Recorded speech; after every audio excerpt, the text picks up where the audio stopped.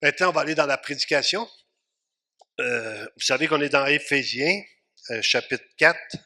Et là, on parlait vraiment, on avait vu, je répète toujours parce qu'il y a toujours des nouvelles personnes, la doctrine des 3 premiers chapitres d'Éphésiens et la mise en pratique dans les 3 autres chapitres. Comment Dieu veut qu'on se comporte, comment Dieu veut qu'on fonctionne avec lui, comment on a besoin d'être un témoignage à la gloire de Dieu parce que les gens ne lisent pas la Bible, mais ils regardent les chrétiens. Donc, on n'est pas sur un jour pour faire assemblant, on marche une vraie vie avec le Seigneur et ça nous donne de marcher d'une façon qui lui est agréable. Je voulais retourner sur une place, premièrement, les 2 commandements. S'il y aurait un résumé de la Bible, mettons qu'on résume la Bible en 2 versets, ça serait Matthieu chapitre 22, versets 36 à 40. Ça fait 4 versets. 2 fois 2, 4, fait que je me suis trompé dans le disant. Il dit, Maître, quel est le plus grand commandement de la loi? Jésus lui répondit, tu aimeras le Seigneur ton Dieu de tout ton cœur, de toute ton âme et de toute ta pensée. Ça, c'est le premier commandement. C'est pour ça que quand vous parlez à quelqu'un, vous lui témoignez l'Évangile, puis vous dites, tu sais, on fait des péchés, mais le plus grave des péchés, c'est de ne pas avoir mis Dieu en premier dans sa vie. C'est tout simplement ça, d'avoir mis Dieu en arrière et d'avoir été en avant. Fait que souvent, c'est cette première confession-là qui doit venir aux gens quand ils confessent leur faute. C'est le premier et le plus grand commandement. Mais le Seigneur ne s'arrête pas là, il va en donner un deuxième. Et c'est là qu'on est rendu dans Éphésiens, entre autres. Et voici le second qui lui est semblable. C'est drôle de voir que tu aimeras le Seigneur ton Dieu, tout ton calme, toute ton force, toute ta volonté, puis il va t'en donner un semblable. Et dans le semblable, tu aimeras ton prochain. Comme toi-même. De la même manière qu'on aime Dieu avec tout ce qu'il a fait pour nous, de la même manière, on doit s'aimer les uns les autres. Et c'est ça qui est à la gloire de Dieu. Une Église qui est en train de s'aimer, qui est en train de prendre soin, qui est en train de s'occuper, qui est en train de faire du bien. Je parlais un petit peu avec les moniteurs ce matin. Je dis, écoute, on est là les uns pour les autres. Ils ont tellement de belle équipe, moniteurs d'école du dimanche. Et puis, on est tous en train d'œuvrer pour la gloire de Dieu en s'aimant les uns les autres, en étant un témoignage pour les gens, de dire, quand tu vois à cette église-là, il y a de l'amour. Ça ne veut pas dire qu'on n'aura pas de manquement. J'ai vu quelqu'un qui a fait une démonstration sur le péché. Est-ce qu'on va faire encore des péchés? Oui, mais Dieu nous lave de tout péché. Et quand on fait un manquement, ben là, on va voir le Seigneur et on lui demande son aide pour s'en sortir. Donc, c'est les 2 premiers. Puis il y en a un autre qu'on pourrait dire aussi, tout ce que tu veux que les autres fassent pour toi, fais-le de même pour eux. Dans Matthieu 7, 12. Donc, il y a cette abnégation-là, cette vie-là dans le Seigneur qui est complètement différente du monde. Dans le monde, ça nous dit quoi? Pense à toi. Fais ce que tu penses qui est bon. Suis ton cœur. Ça, c'est la pire affaire que vous pouvez dire à quelqu'un. Suis ton cœur, parce que la Bible nous dit que notre cœur est tortueux, méchant. Fait que si tu suis ton cœur, je suis pas sûr que ça va donner des bons résultats. On est mieux de suivre le Seigneur. Seigneur, qu'est-ce que tu veux que je fasse pour accomplir le temps que tu me restes sur la terre? Parce que si tu m'as choisi, c'est pour un temps, parce que tu m'as choisi, tu m'as établi afin que j'aille et que je porte du fruit. Et quand ça va être fini pour le Seigneur, ayez pas d'inquiétude, il va venir vous chercher. Quand ça va être fini, quand votre place va être prête, il me dit qu'il va venir nous chercher. Donc, c'est une bénédiction, une assurance que Dieu nous donne. Maintenant, comment est-ce qu'on fait ça? Je sais que j'ai souvent tendance à me répéter, et c'est normal avec l'âge. Moi, j'ai bien aimé ton mot, la sagesse. Ça m'a vraiment rempli du Seigneur. Au lieu de dire un vieillard, ça fait qu'on change les mots. Mais dans la sagesse, comment est-ce qu'on fait pour aimer les autres si ce n'est que de comprendre comment Christ nous a aimés? Et c'est vraiment toute la différence. Parce que si vous aimez les autres avec votre amour, elle va être conditionnelle. Et vous allez avoir des frustrations, vous allez avoir de l'amertume, vous allez avoir des combats, des luttes. Mais quand c'est l'amour de Dieu en nous, ça fait toute la différence parce que c'est Christ en nous qui aime l'autre. Donc, on doit réaliser que Christ nous habite et que lui nous donne l'amour pour les gens. Parce que quand on arrive dans Matthieu 5, entre autres 44 à 48, quand il nous dit aimez vos ennemis, c'est impossible, humainement parlant, d'aimer nos ennemis, ceux qui vous maltraitent, ceux qui vous persécutent, à moins que ce soit l'amour de Dieu en nous. Et Christ l'a manifesté à la croix, entre autres, quand il a dit pardonne-leur, ils ne savent pas ce qu'ils font. Il y avait les gens les plus méchants qu'il n'y avait pas, qui étaient là, ceux-là, qui l'ont crucifié, ils l'ont battu. Il leur dit pardonne-leur, et même à la croix, celui qui était son bourreau s'est converti. Certainement, cet homme était le Fils de Dieu. Donc, il y a une conversion là. Donc, ici, il va nous parler d'avoir de l'amour les uns pour les autres. Dans Romains chapitre 5, versets 5 à 9, Et on va revenir à Éphésiens tantôt, et je me disais, ce ne serait pas mauvais qu'on aille voir ailleurs, parce que partout dans les Écritures, on nous enseigne ces points-là. C'est quelque chose qui est béni. Je disais aux personnes âgées ce matin, on a la parole, ça c'est votre guide suprême. Il va arriver plein de choses, plein de différents, plein de choses contraires, mais la parole demeure la même. Donc, si on est centré sur la parole, on est en voiture. On est sur roc, on est sur du solide. Donc, or, l'espérance ne trompe point, parce que l'amour de Dieu est répandu dans nos cœurs par le Saint-Esprit. L'amour de Dieu est répandu dans nos cœurs par le Saint-Esprit qui nous a été donné. Quand je me suis converti en 1984, je voyais que c'était vraiment l'amour de Dieu parce que c'était pas moi. Autant le Seigneur m'a pardonné, autant j'ai dit, il faut que je pardonne à tous ceux qui me doivent d'argent. J'ai fait une chose que je ne sais pas si je referais aujourd'hui, mais normalement, ça devrait. J'ai envoyé la facture de tout le monde. Puis j'ai dit, comme le Seigneur m'a pardonné, je vous pardonne aussi. Je ne sais pas combien de milliers de dollars j'ai perdu à l'époque. Mais ce n'était pas moi qui faisais ça, c'était le Seigneur en moi qui me permettait d'être libéré des gens et de libérer ces gens-là aussi qui n'auraient peut-être pas eu le goût de venir me rencontrer parce qu'il y avait une dette envers moi. Et puis ça m'a libéré de pouvoir partager ma foi avec les gens, mais c'est pas nous. Et chaque personne d'entre vous qui se convertit dit, écoute, j'aurais jamais agi de même avant. J'aurais fait telle chose avant. J'aurais fait telle situation, je m'aurais comporté de cette façon-là. Mais l'amour de Christ en moi change mon comportement. Il nous dit un peu plus loin dans Romains 5, car lorsque nous étions encore sans force, Christ, au temps marqué, est mort pour des impies. Peut-être des fois c'est dur à réaliser. Savez-vous quoi notre problème? C'est qu'on oublie d'où ce qu'on devient. On oublie les choses qu'on a faites, on oublie les mauvaises choses et on se rappelle maintenant comment ça va bien avec Dieu souvent. Et on peut même se glorifier d'être devenus des gens bons. Des gens bons, c'est un petit peu spécial. C'est pas écrit. Bon, on n'est pas meilleur qu'on était. Je suis obligé de le dire souvent parce que les gens disent, oui, moi je suis meilleur. Non, non. C'est parce que tu marches par l'esprit. Ta chair est pareille. Tu peux vivre la même situation. Tu peux te battre à un moment donné si tu vis dans ta chair. J'ai déjà vu des gens se battre, des chrétiens, et se fesser. Enfin, je ne savais pas pour qui prendre. C'était deux chrétiens. Fait que j'ai les ai séparés. Mais j'ai déjà vu ça parce que la chair ne s'améliore pas. C'est pour ça que quand on comprend comment on fonctionne maintenant, c'est différent. Je ne peux pas agir avec vous autres comme j'agirais avant. Je dois agir d'une façon différente. Et encore une fois, c'est de voir Christ en l'autre. Quand tu vois Christ en l'autre, tu ne peux pas l'abîmer ou lui dire n'importe quoi. Tu vois vraiment le Seigneur et tu dois te comporter de la bonne façon. Là, il dit, à peine mourrait-on pour un juste. Quelqu'un peut-être mourrait pour un homme de bien, mais Dieu prouve son amour envers nous. Parce que lorsque nous étions encore des pécheurs, Christ est mort pour nous. C'est un texte qu'on connaît tous, c'est un texte qu'on va véhiculer souvent. Pendant que j'étais pécheur, et je dis souvent à l'Église, prenez la pire situation que vous avez faite dans votre vie, la pire chose que vous avez faite, et pendant ce temps-là que vous étiez en train de le faire, Christ est mort sur la croix pour vous. Il n'est pas mort, à peine mourrait-on, il ne mourrait pas pour un juste, il est venu pour des pécheurs qui le reconnaissent.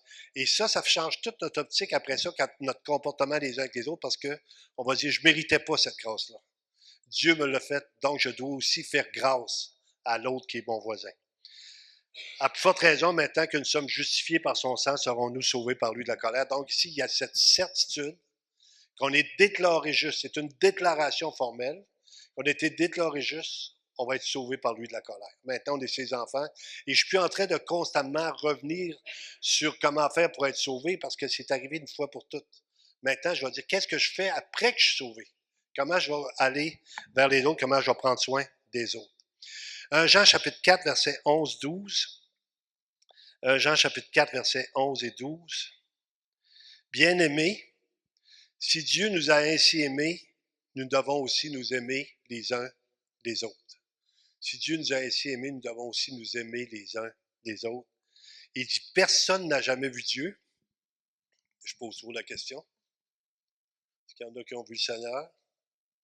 Est-ce qu'il y en a qui ont vu Jésus, Mathias? Non, pas toi. Ma femme, oui, pas moi. On l'a jamais vu. On n'a jamais vu le Seigneur.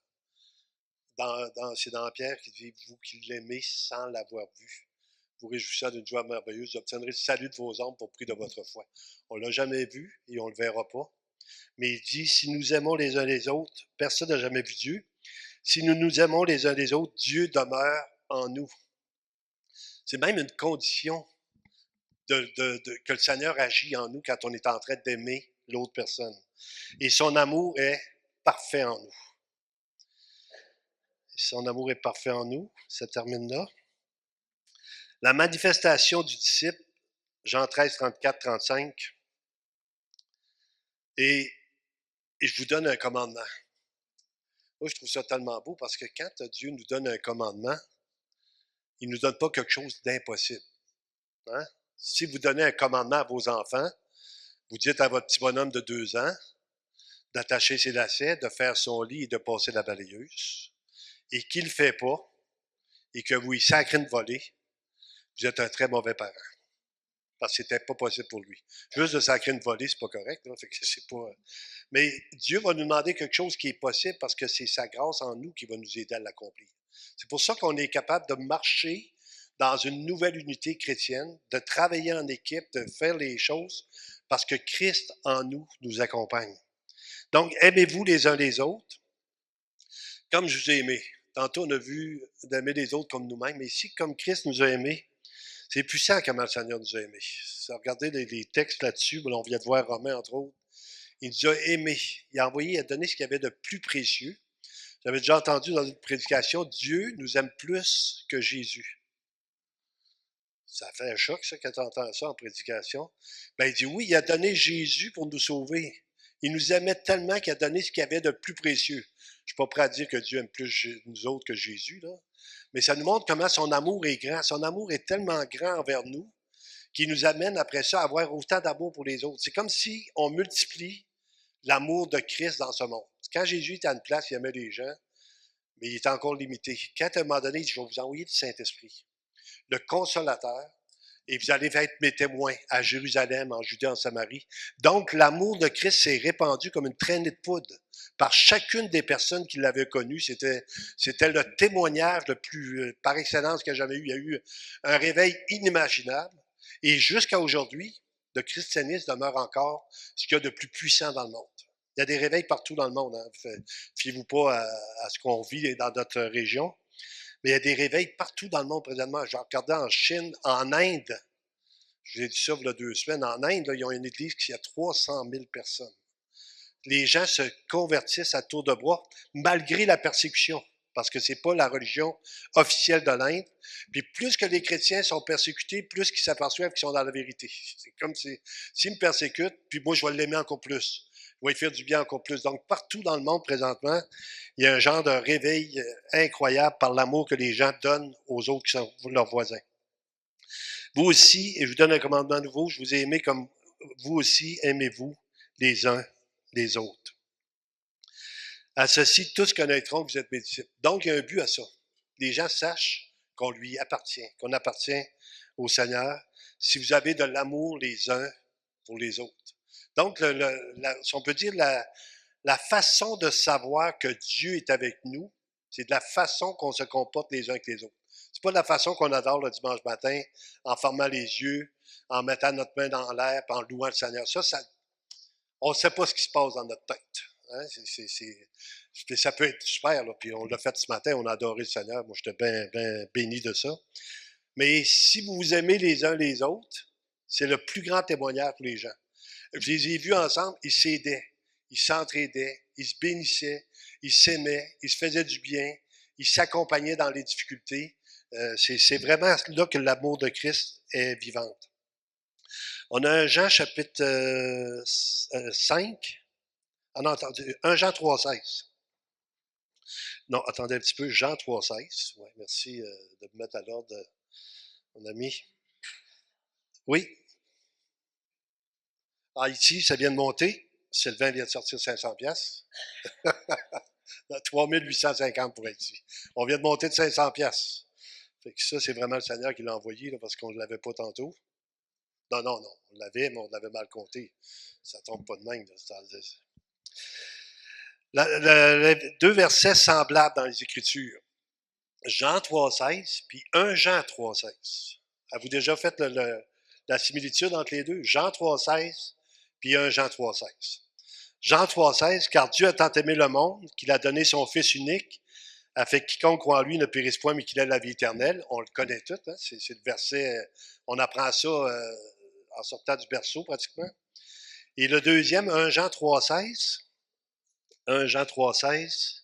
Nous avons connu l'amour en ce qu'il a donné sa vie pour nous. Nous aussi, nous devons donner notre vie pour les frères. Dieu a tant aimé le monde qu'il a donné son Fils unique. Puis il dit, nous autres, nous avons aussi donné notre vie pour les frères. Ça devient puissant, là.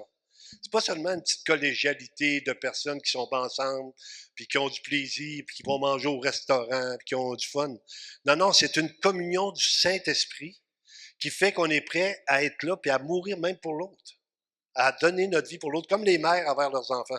Hein, je sais pas si vous avez vu une mère avec son enfant, c'est plus précieux que n'importe quoi. C'est de la dynamite.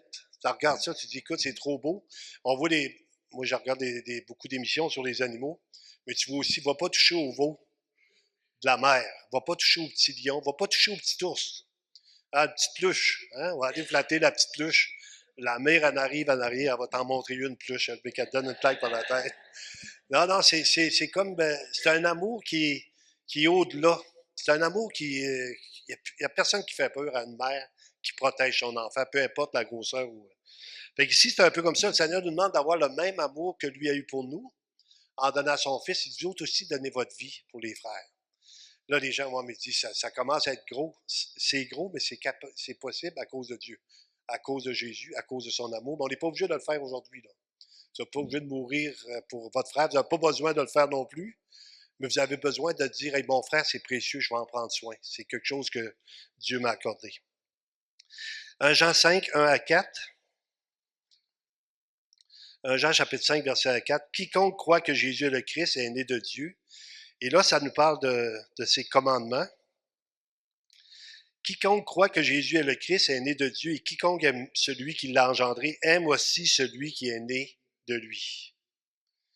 Nous connaissons que nous aimons les enfants de Dieu lorsque nous aimons Dieu et que nous pratiquons ses commandements. Vous, la vie chrétienne, c'est pas seulement de croire, de mettre notre confiance, mais c'est de mettre en pratique. C'est d'agir en conséquence. C'est de voir vraiment, Seigneur, et à chaque fois, puis là, ça va être une manifestation. Je sais que j'ai pas besoin de vous préparer pour la convention. Quand les gens vont arriver ici, ils vont voir l'amour qu'on a. Les pasteurs qui viennent me disent, écoute, pasteur Clermont, réinvite-moi. J'ai jamais eu autant d'amour pendant que j'étais chez vous. Ça n'a pas duré longtemps parce que je les ai envoyés à Rivière-du-Loup, mais le temps qu'ils ont eu, ils ont vraiment apprécié que les gens aillent vers eux, les saluent, les apprécient. Donc, il dit, regardez ses commandements, et ses commandements ne sont pas pénibles. J'aime ça, ce texte-là, parce que souvent, on dit, ouais, mais c'est pas facile, là. Sais-tu quelle sorte de caractère qu'elle a? Parce que toujours entre filles que ça se passe. C'est une joke. Tu vas t'applaudir après, tu vas passer au bureau. Mais on peut dire, as-tu vu quelle sorte de caractère qu'il a? As-tu vu ce qu'il m'a fait? As-tu vu comment il est? As-tu vu, as-tu vu, as-tu vu? Mais là, moi, je pourrais dire, toi, as-tu vu Christ en lui ou as-tu vu Christ en elle? Parce que c'est toujours là que la chicane pogne quand on voit l'autre dans sa chair et qu'on ne le voit pas dans l'esprit. Et quand on la voit dans l'esprit, ça te fait complètement différent. Et puis après ça, on se dit, avec tout ce que le Seigneur m'a pardonné, qui suis-je pour tenir rigueur à mon frère ou à ma sœur? Et ça fait, encore une fois, la différence. Par tout ce qui est né de Dieu triomphe du monde, et la victoire qui triomphe du monde, c'est notre foi. Nous le représentons, 2 Corinthiens 5, 19, 20. Car Dieu était en Christ réconciliant le monde avec lui-même en n'imputant point aux hommes leurs offenses, et il a mis en nous la parole de la réconciliation. Nous faisons donc des fonctions d'ambassadeurs pour Christ. Les gens ne voient pas le Seigneur, ils vous regardent vous. Vous êtes les représentants du Seigneur. Quand quelqu'un s'en va comme ambassadeur, c'est un des plus gros titres qu'il n'y a pas, c'est une des places les plus prestigieuses qu'il n'y a pas. Quand on dit cette personne-là a été nommée ambassadeur dans tel pays, ça veut dire que cette personne-là va représenter le Canada dans tel pays. Peu importe le pays, c'est lui qui le représente. Donc, c'est l'image du Canada ailleurs. Nous, on est l'image de Christ dans ce monde perdu. Et on est l'image de Christ dans notre Église aussi. On est constamment l'image de Christ, prêt à aider, prêt à appuyer, prêt à rendre service. Nous nous supplions au nom de Christ, soyez réconciliés avec Dieu. Donc ici, il nous dit qu'on fait la fonction d'ambassadeur. Maintenant, on va retourner dans Éphésiens, parce qu'on était la semaine, il y a 2 semaines, Éphésiens 4:30. Il dit, n'attristez pas le Saint-Esprit de Dieu. Je trouve que c'est bon quand même, parce que là, ça nous montre, encore une fois, que le Saint-Esprit est une personne, c'est pas une chose, hein, comme les témoins de Jéhovah disent, c'est une force, c'est une chose. Non, on peut attrister le Saint-Esprit, puis il nous dit comment on peut l'attrister. C'est quand même béni que ça ne soit pas toujours en train de faire des devinettes. Tu mets ça après le mur, deviner. Mais ici, le Seigneur, je vais vous dire qu'est-ce qui attriste le Saint-Esprit, je vais vous le nommer, je vais vous le mettre par écrit, donc vous allez savoir qu'est-ce qui attriste le Saint-Esprit, et c'est toujours le comportement des gens les uns envers les autres. C'est toujours de la façon qu'on va traiter l'autre, parce que c'est comme si le Saint-Esprit dirait, t'as oublié comment je t'ai pardonné. Souvenez-vous de la parabole lorsque le roi ou le maître a pardonné une fortune à quelqu'un, puis là, il pardonne, puis il dit, je te remets ta dette. Et l'autre sort dehors, puis il ramasse l'autre qui devait 100 piastres. Il le fait mettre en prison avec lui puis sa famille jusqu'à temps que la dette soit payée. Il dit, t'as pas eu pitié de ton compagnon comme j'ai eu pitié de toi? Et le Seigneur nous donne un exemple. Est-ce que tu as eu pitié de ton compagnon comme j'ai eu pitié de toi? Chacun d'entre nous, on méritait la mort éternelle. On méritait l'enfer. On n'avait rien qui permettait qu'on puisse se tourner vers le Seigneur jusqu'à ce que son amour soit déversé et qu'il nous pardonne toutes nos fautes. Donc, c'est une bénédiction inimaginable. Et après, on tiendrait rigueur à l'autre. C'est comme ça va pas ensemble. C'est une mauvaise compréhension de ce que Christ a fait pour nous. Maintenant, ça se peut que vous pardonniez quelqu'un et que vous ne l'invitiez pas à souper après. Parce que c'est peut-être pas un bon signe. Tu peux pardonner. Pardonner, ça guérit ton cœur. Ça t'enlève ton amertume. Mais ça ne veut pas dire que tu vas rétablir les liens de la même façon. Donc, il y a plein de gens qui vont avoir des liens brisés, mais que quand tu y penses, ça te fait plus mal. C'est pas que tu oublies. Oubliez ça, oublier, là. Les gens qui disent moi, j'ai pardonné, j'ai oublié. Non, tu peux pas oublier. Il faudrait que tu ferais une abnégation de ce que tu as. Il faudrait que vraiment tu t'enfouirais ton intelligence. Tu y réfléchis, tu peux y penser encore, mais ça te fait plus mal. Ça a été pardonné. Je suis passé à autre chose. Nous le représentons, le Saint-Esprit. Donc, n'attristez pas le Saint-Esprit de Dieu par lequel vous avez été scellés pour le jour de la rédemption. Donc, le Saint-Esprit de Dieu qui vit dans nos cœurs, c'est lui qui nous sauve par Jésus, c'est sûr. Il nous convainc de péché, de justice et de jugement. Il y a un œuvre extraordinaire, il nous convainc, il nous enseigne, il va nous enseigner toutes choses. Donc, le Saint-Esprit est en nous, dans notre cœur. Maintenant, pour l'attrister, c'est le verset Éphésiens 4, 31. Et là, il nous parle des points qu'on a vus il y a 2 semaines, entre autres, que toute amertume. Puis je prie vraiment le Seigneur que si vous avez des choses contre quelqu'un, que vous puissiez les régler. Si tu as quelque chose contre ton frère, va et réconcilie-toi avec ton frère. Gardez pas ça, dis-moi, je vais m'asseoir à gauche, il s'assiera à droite. De cette manière-là, on ne se rencontre pas. Il y a 2 portes, il y a 2 côtés. Donc, je peux aller à l'église, lui peut aller à l'église. Mais la Bible nous dit, s'il y a quelque chose, si tu penses même qu'il y a quelque chose, mais il nous dit même ça dans la communion, hein, si réconcilie avec ton frère, de ne pas laisser les choses s'envenimer.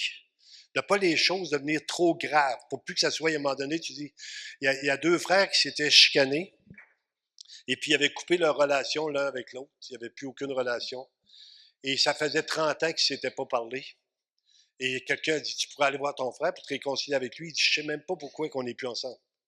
Il avait oublié la cause, mais il n'était plus avec son frère quand même. Fait qu'on est mieux d'aller voir les gens puis de leur demander. Je t'ai-tu fait quelque chose? Je t'ai-tu blessé? Je t'ai-tu. Et là, après ça, on règle la situation puis on continue d'avancer. C'est la bénédiction. J'ai vu des gens qui étaient des ennemis devenir les meilleurs amis du monde, juste par l'humilité d'aller se voir puis de se parler puis d'apprendre à se comprendre. Il nous dit un peu plus loin, donc l'amertume. Donc l'amertume, la mère tue. La mère tue. J'ai mis ça un mot en anglais aussi. L'amertume tue quelqu'un. Et quelqu'un qui est dans l'amertume, ça avance plus. C'est Hébreux 12, 15. Il dit que quelqu'un qui est dans l'amertume, il se prive de la grâce de Dieu. Puis après ça, il faut qu'il en contamine d'autres. C'est comme un réseau de contamination qui est dangereux. Donc, si on le règle, c'est plus facile que de continuer de le vivre. L'animosité, toute colère, Donc, l'animosité, c'est des querelles faciles aussi. Hein. J'en veux, je suis pas capable de le voir, je suis pas capable de le sentir. Comment tu fais pour aller y parler? Moi, je suis pas capable. Ben là, on va y aller ensemble. On va aller y parler, puis on va aller régler la situation. La colère, hein, la colère, impromptue, des colères, même avec la clameur, toute clameur, des fois même en criant. Il y a des gens qui sont tellement en colère qu'ils vont l'exprimer par des cris. J'avais ça ici, l'animosité, la colère. C'est synonyme. Le premier désigne plutôt la fureur, le premier désigne l'hostilité, le second, la fureur. La clameur s'exprime en vociférant et en poussant des cris perçants. Je ne sais pas si ça vous est déjà arrivé d'être en colère et de crier. Moi, oui. Je suis peut-être le seul dans toute l'Église qui fait ça encore.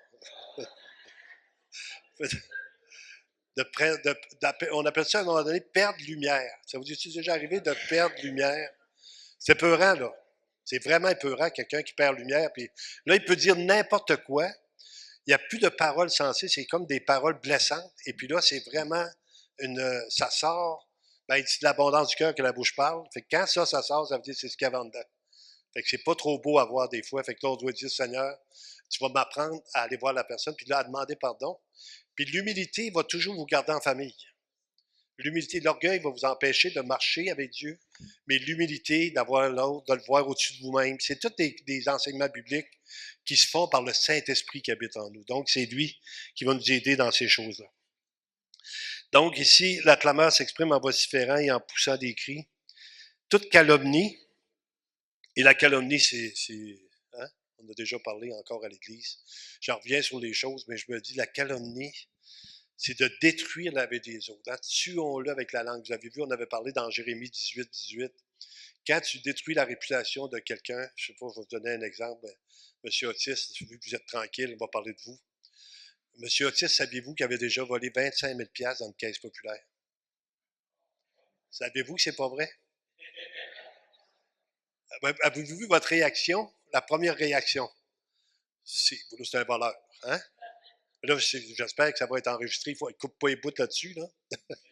Mais en disant une chose comme ça, en détruisant une réputation, je viens d'affecter tous ceux qui l'ont entendu.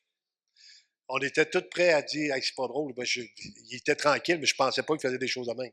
Mais c'est pas un gars de même. Là. Honnêtement, là, j'espère que vous allez voir que c'est pas vrai. Mais c'est ça la calomnie. De dire des choses dans le but de détruire une personne. Et puis, je ne sais pas si vous connaissez-vous la passoire, là, les 3 passoires? Qui peut nous le citer? C'est quelqu'un qui avait été voir Aristote, Socrate. Il avait été voir Socrate, puis il dit, j'ai quelque chose qui a été dit sur ton ami. Et Socrate, il dit, arrête. Il dit, premièrement, on va passer le test des 3 passoires. Et tu sais quoi le test des 3 passoires? J'ai jamais entendu ça. Ben, la première passoire, est-ce que c'est vrai ce que tu veux me dire de mon ami? Ben, je n'ai pas vérifié, j'ai entendu ça. OK. Première passoire, c'est une rumeur. Donc, tu m'amènes une rumeur, tu veux l'entendre. OK, là, tu manques la première. La deuxième passoire, est-ce que. Attendez un petit peu, la deuxième, qui c'est qui s'en rappelle? Hein? Est-ce que tu l'as vu toi-même? Est-ce que tu as vu la chose se produire? Non, non, moi, je ne l'ai pas vu. Comme ça, tu manques la deuxième passoire. Et la troisième passoire, est-ce que c'est utile que tu me dises ça sur mon ami? Pas vraiment. Il dit comme ça, je te demande d'aller oublier tout ça puis d'enfouir ça dans l'éternité. Je n'ai pas besoin de savoir cette cochonnerie-là. Et un des problèmes de l'Église, c'est pas seulement ce qu'on dit, c'est ce qu'on écoute. Hein, c'est comme des friandises, des fois, d'entendre parler des choses mauvaises de quelqu'un. Faites attention à ça. Êtes-vous assez game de dire non à quelqu'un qui vient souiller un frère ou une sœur? Êtes-vous capable de dire non? Pas évident, là. Vous êtes capable, M. Brisson? OK. Non, mais il faut être capable de dire non. De dire, écoute, j'aimerais mieux pas en entendre parler, ça va me faire de la peine, puis va régler tes affaires. La calomnie, dire du mal de quelqu'un, c'est porter atteinte à sa réputation. Et il y a des gens qui ne seront jamais capables de sortir de leur réputation. Il y a des gens qui ont été accusés dans des écoles d'avoir touché à une petite fille. Ça a été prouvé faux et les gens ont perdu leur job quand même. Parce que la réputation, après ça, tu n'es plus jamais capable de la faire. Après que tu as dit quelque chose contre quelqu'un, sa vie est littéralement détruite. Ça va passer dans les journaux. Puis même s'il y a une rectification, les gens disent « Ah oui, il a beau rectifier, mais je ne suis pas sûr. » Parce que là, le doute s'est incorporé dans ta tête. Fait qu'on est bien mieux de ne pas le dire et de ne pas être après ça, être obligé de se reprendre parce qu'il est trop tard après. C'est parti. OK. La méchanceté, c'est désigne une pensée malveillante envers quelqu'un avec probablement le désir d'aller jusqu'à l'acte. La méchanceté, c'est que tu es méchant, tu penses à quelque chose, tu dis, je vais y fendre ses robeurs, je vais y fendre ses robeurs, je vais y fendre ses robeurs, ben bonsoir, tu vas y fendre ses robeurs. Parce que ça, tu es poussé dans ta tête, ta méchanceté est en train de t'animer, puis à un moment donné, ça va te pousser même à l'acte. Savez-vous qu'il y a des chrétiens qui tuent leur conjoint? Vous avez déjà entendu ça? Des chrétiens qui ont déjà tué leur conjoint? Au point de l'enfermer dans le garde-robe pendant des jours, qu'elle allait à l'église, des gens qui allaient à l'église. Je ne peux pas dire qu'il était chrétien là, parce que là, c'est ce que j'ai entendu, mais je sais que la situation s'est passée. C'est arrivé qu'on a eu un témoignage que quelqu'un avait tué sa femme, c'était des gens qui participaient à l'église. Il y a plein de choses qui peuvent se produire, même si on est croyant, c'est pour ça qu'on doit demander la grâce de Dieu. La méchanceté, il n'y a pas de place pour ces choses dans la communauté chrétienne. Maintenant, vous allez dire, c'est des règles que tu nous donnes. Non, c'est pas des règles, c'est des commandements. C'est ce que Jésus nous commande. C'est pas moi qui vous donne de règles. Moi, j'ai pas de règles à donner à personne. Mais les Écritures nous enseignent de se protéger de ces choses-là. Il nous dit un peu plus loin, soyez bons les uns envers les autres, Éphésiens 4, 32. Tout de suite après avoir eu, n'attristez pas le Saint-Esprit, on a toutes les choses qui attristent le Saint-Esprit. Puis après ça, il nous ramène en nous disant, soyez bons les uns envers les autres. Qu'est-ce que je peux faire de bon pour mon frère ou ma sœur aujourd'hui? J'étais allé visiter Sylvain et Annie la semaine passée, puis ils m'ont donné des pruneaux, des prunes. Puis ma femme, elle aime ça. Je les ai donnés à ma femme en étant très généreux envers elle. Mais c'était une bonté. Tu n'es pas obligé. C'est comme ça une bonté. Tu allé voir, j'ai vu mon ami Jonathan la semaine passée. Il est dehors, il est assis sur une chaise à 7 heures du matin. Moi, je me lève assez tôt le matin. Puis là, il y a deux yeux dans le même trou. Je regarde, je vais le voir. Jonathan, ce que tu fais là? Il dit, j'attends que la fleur ouvre. Il dit, à quelle heure, depuis quelle heure tu es là? Depuis 6 heures. Il a ouvert à 9 heures. Mais je trouvais ça extraordinaire qu'il s'arrête pour voir la grandeur de Dieu. J'ai repassé le lendemain et j'ai pris la photo de la fleur ouverte. C'était moins long. Puis j'ai transféré la photo pour la dire, c'est vraiment de belle fleur. Je te félicite de l'avoir regardée jusqu'au bout. Ce qu'il avait peur d'y avoir touché à un moment donné. Il dit, peut-être que j'ai touché, ça l'a rendu nerveuse. Je vais manquer de dire, Jonathan, c'est une fleur, elle n'est pas nerveuse, c'est une fleur. Okay, mais je ne l'ai pas dit, on en reparlera plus tard, Jonathan. Mais ça n'a aucun rapport avec ce que je dis là. C'est juste que ça me tentait de le dire, que j'avais vu ça, puis je trouvais ça béni de voir quelqu'un, encore une fois, s'enthousiasmer pour une fleur, s'enthousiasmer par la bonté de Dieu, s'enthousiasmer par la grâce de Dieu, puis on pourrait s'enthousiasmer par la famille que Dieu nous donne. Moi, et vous autres, là, je m'applaudirais à matin.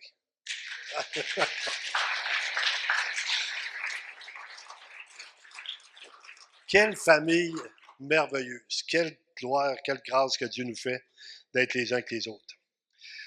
Compatissant, savoir pardonner, ou plutôt nous faire grâce, puis je vais terminer avec ça dans Marc chapitre 11, verset 25, 26. De se faire grâce. Pas seulement se pardonner, mais de se faire grâce. De donner des faveurs imméritées. Vous savez que le pardon, c'est toujours parce que quelqu'un vous a fait du mal. On ne pardonne pas le bien. Si quelqu'un vous donne 100$, puis tu lui dis, je te pardonne. Mais si quelqu'un te vole 100$, là, tu peux dire, je te pardonne, mais pas s'il te donne 100$. S'il te donne 100$, tu dis, je te remercie.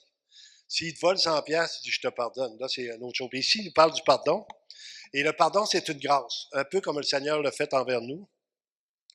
Et lorsque vous êtes debout, faisant votre prière, si vous avez quelque chose contre quelqu'un, pardonnez. Et Dieu va se révéler pendant que vous êtes dans vos prières, pendant que vous êtes en train de louer le Seigneur. Ça va venir dans votre esprit. Est-ce que j'ai réglé cette situation-là? Est-ce que j'ai pardonné qu'est-ce qu'il m'avait fait? Ou si je le tiens encore rancune? Et si vous avez quelque chose contre quelqu'un, pardonnez, afin que votre Père qui est dans les cieux vous pardonne aussi vos offenses. Voyez-vous, c'est même encore conditionnel. Pardonnez-vous les uns les autres, comme je vous ai pardonné. Puis ici, il dit que vous pardonnez, comme votre Père va vous pardonner aussi. C'est comme je ne sais pas comment on dit ça, mais un résultat du pardon que vous avez pour l'autre, Dieu vous pardonne aussi. Mais si vous ne pardonnez pas, votre Père qui est dans les cieux ne vous pardonnera pas non plus vos offenses. Et quand je disais ce texte-là, je dis, ça me fait vraiment peur de garder des choses contre les gens. Ça ne veut pas dire, encore une fois, qu'on pardonne le bien, on pardonne le mal, mais d'aller voir les gens, de se réconcilier, de garder toujours le plus possible. Combien de fois pardonnerai-je à mon frère lorsqu'il viendra? 70 fois, 7 fois. Et ça veut être vous encore plus dans la même journée. Ça veut dire qu'il est vraiment méchant, ce frère-là. Ça veut dire qu'il y a de l'ouvrage à faire avec. Mais le Seigneur nous demande de vivre de cette grâce-là, de ce pardon-là. On va prier.